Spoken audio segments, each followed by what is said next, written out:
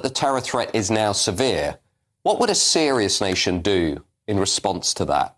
Would a serious nation leave its borders wide open, allowing nearly 200,000 predominantly fighting-age men into the country by small boat, especially as we know from recent cases that among these men have included terrorists, bomb makers, murderers and rapists? Would a nation serious about tackling this severe terror threat then put these men unvetted into the heart of our local communities, next to schools and places of worship? Would it be presided over by a political class that seemingly refuses to talk about what I think is the main threat facing our country, Islamism?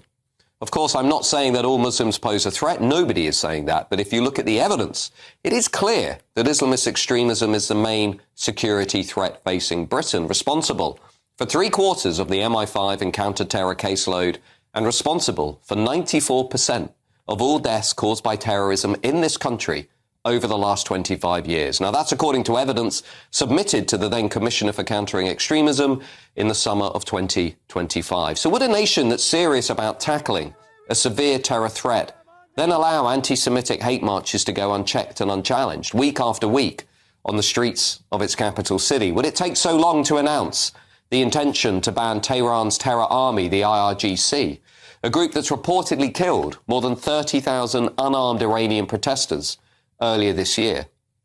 Would that nation refuse to ban an organization like Muslim Brotherhood, a group that is banned in many other countries around the world, even in the Middle East, such as Egypt, Saudi Arabia, and the United Arab Emirates?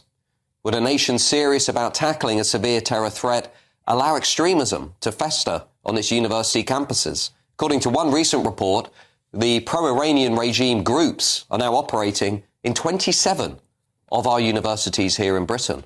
Social media posts by Islamic societies have depicted Ayatollah Ali Khamenei as a martyr and signpost students for mental health support on navigating collective grief.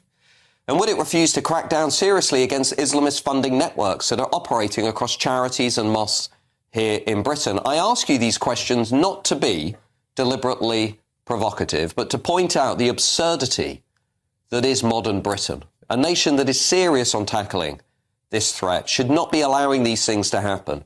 And by doing so, it is setting the stage for its own destruction.